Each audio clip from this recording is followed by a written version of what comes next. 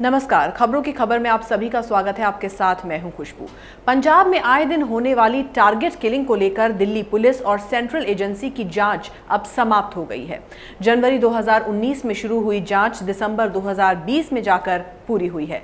पाकिस्तान खुफिया agency ISI के लिए पंजाब में टारगेट किलिंग करवाने वाले गैंगस्टर सुख बिकरीवाल को दुबई में डिटेन किया गया है। दिल्ली पुलिस ने 5 आतंकियों को गिरफ्तार करने के बाद खुलासा किया है कि सुख बिकरीवाल ने दुबई में बैठकर ISI के इशारे पर पंजाब में बलविंदर संधू की हत्या करवाई थी।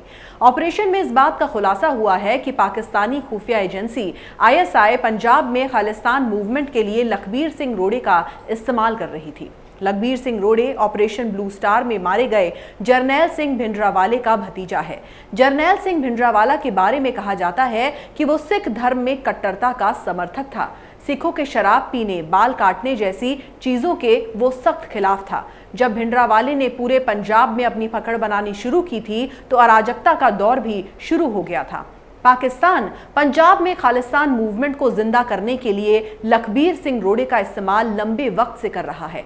ISI के अफसरों ने ही लखबीर सिंह रोड़े को पंजाब में टारगेट किलिंग कराने के लिए कहा था। लखबीर सिंह रोड़े ने दुबई में बैठे गैंगस्टर सुख बिकरीवाल का नाम बताया और ISI के अफसरों से बिकरीवाल का कॉन्टैक्ट करवा दिया। ISI के इशारे पर सबसे पहले सुख बिकरीवाल ने पंजाब में शिवसेना नेता हनी महाजन पर अपने शूटरों से गोली चलवाई थी, जिसमें हनी महाजन को 4 गोली लगी, जबकि पड़ोसी को भी गोली लगी थी। हमले में हनी महाजन बच गए, लेकिन पड़ोसी की मौत हो गई थी। बिकरीवाल को दूसरा टारगेट बलविंदर संधू का दिया गया, जिसमें पूरी प्लानिंग के साथ हत्याकांड को अंजाम दिया गया। दुबई में बैठा बिकरीवाल ISI और खालिस्तानी आतंकियों के बीच एक ब्रिज की तरह काम कर रहा था। सुख बिकरीवाल पंजाब के चर्चित नाभा जेल ब्रेक के मास्टरमाइंड में से एक है। जेल ब्रेक के दौरान सुख बिकरीवाल खुद भी वहीं मौजूद था और इस केस में वांटेड भी था। दुबई में सुख बिकरीवाल का हुलिया बिल्कुल बदल चुका है। उसने पगड़ी बांध ली है, दाढ़ी बढ़ा ली है। दिल्ली में पकड़े गए आतंकियों के खुलासे के बाद भारतीय एजेंसियों ने दुबई में सुख बिकरीवाल के फ्लैट पर छापेमारी की थी। इसके बाद उसे डिटेन किया गया है। दिल्ली पुलिस की स्पेशल सेल ने शकरपुर इलाके में मुठभेड़ के बाद जिन 5 आतंकियों को गिरफ्तार किया था, उनमें 3 आतंकी कश्मीर और 2 पंजाब के रहने वाले हैं।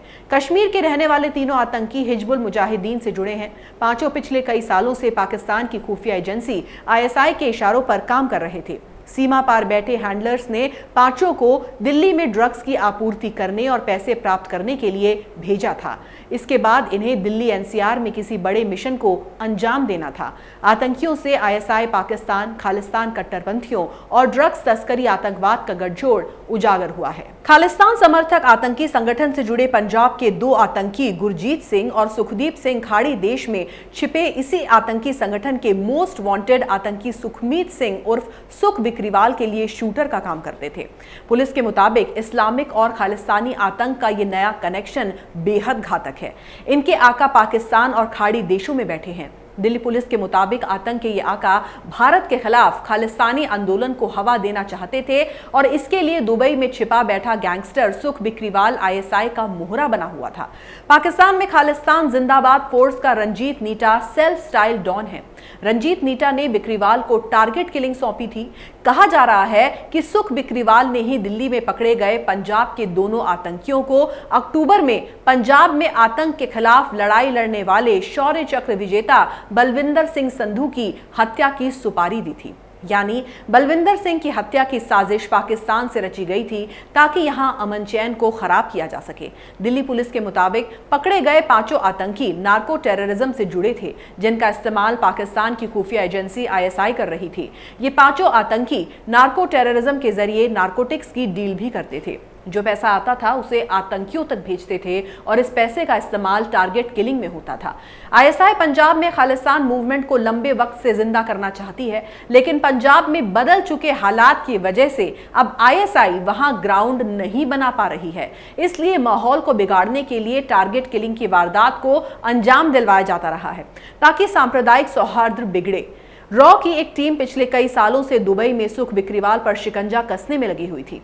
आईएसआई ने खालिस्तान आंदोलन को कश्मीर से जोड़कर नया गठजोड़ बना लिया है।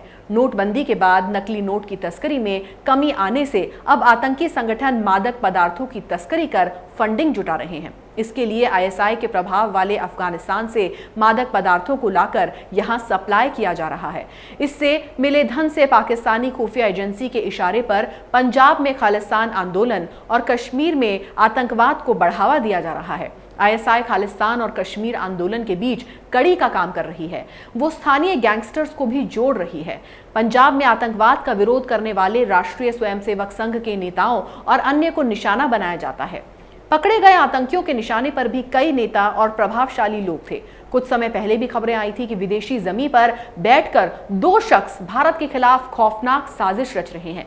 ये दोनों ही वो शख्स हैं जिन्होंने खालिस्तान की आग को भड़काने के लिए इसी साल 12 अगस्त को लंदन में भारत के खिलाफ एक रैली का आयोजन भी किया था।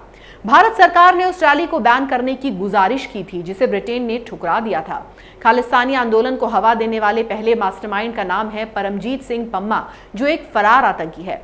परमजीत सिंह पम्मा पर राष्ट्रीय सिख संगत चीफ रुलदा सिंह के मर्डर का इल्जाम है। साथ ही 2010 में अंबाला और पटियाला में हुए ब्लास्ट समेत हत्या के कई मामलों में वो आरोपी है।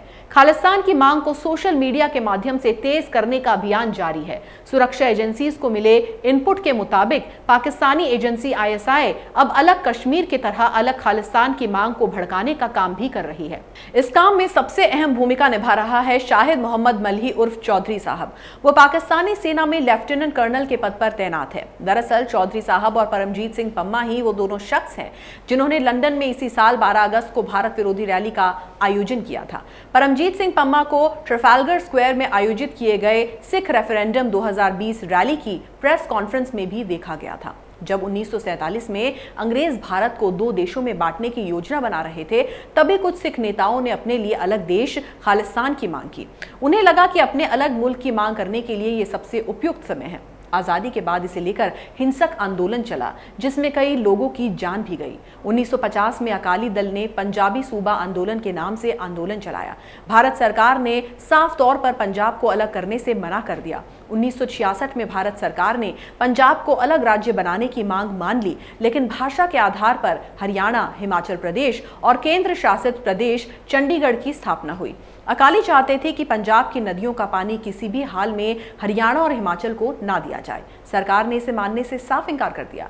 अलग से एक देश की आवाज लगातार उठती रही, आंदोलन भी होता रहा। 1970 के दशक में खालिस्तान को लेकर कई चीजें हुई। 1971 में गजीत सिंह चौहान ने अमेरिका जाकर वहां के अखबार में खालिस्तान राष्ट्र के तौर पर एक पेज का विज्ञापन प्रकाशित कराया और इस आंदोलन को मजबूत करने के लिए चंदा मांगा। बाद में 1980 में उसने खालिस्तान राष्ट्रीय परिषद बनाई और उसका मुखिया बन गया। लंदन में उसने खालिस्तान का देश का डाक टिकट भी जारी किया।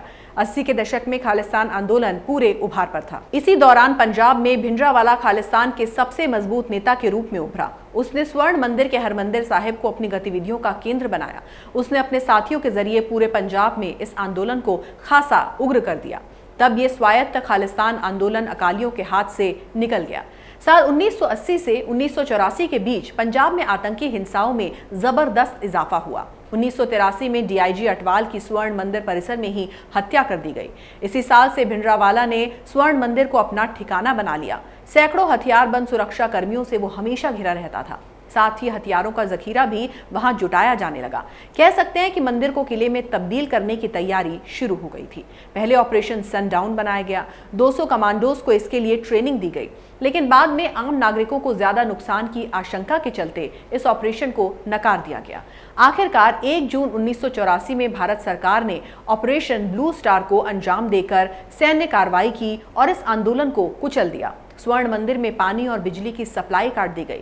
स्वर्ण मंदिर के अंदर 6 जून 1984 को व्यापक अभियान चलाया गया। भारी गोलीबारी के बाद जरनैल सिंह भिंडरावाला का शव बरामद कर लिया गया। 7 जून 1984 को स्वर्ण मंदिर पर आर्मी का कंट्रोल हो गया। हालांकि इससे सिख समुदाय में इंदिरा सरकार के खिलाफ जबरदस्त गुस्सा भी बरपा। महज 4 महीने बाद ही 31 अक्टूबर 1984 को तत्कालीन प्रधानमंत्री इंदिरा गांधी की हत्या उनके ही 2 सिख सुरक्षा कर्मियों ने कर दी।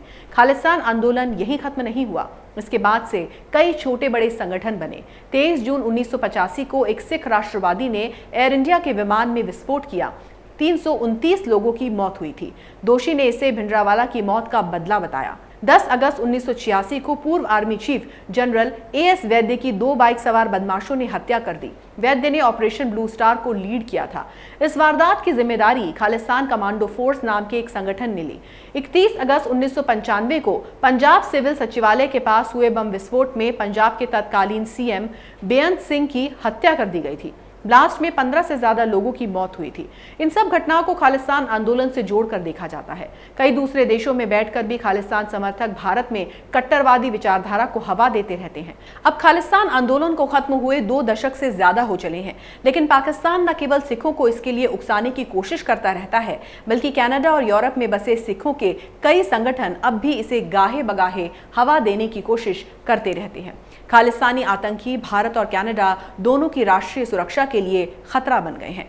अगर आपको हमारा ये वीडियो पसंद आया तो इसे लाइक करें, शेयर करें और कैपिटल टीवी को सब्सक्राइब करें। नमस्कार। अगर आपको हमारा वीडियो पसंद आया हो तो इसे लाइक करें, हमारे चैनल को सब्सक्राइब करें और हाँ, बेल आइकन दबाना ना भूलें ताकि आप तक हमारे वीडियो की नोटिफिकेशन पहुंचती रहे। आप अपना सुझाव हमें कमेंट बॉक्स में दे सकते हैं। हमारे साथ जुड़ने के लिए शुक्रिया।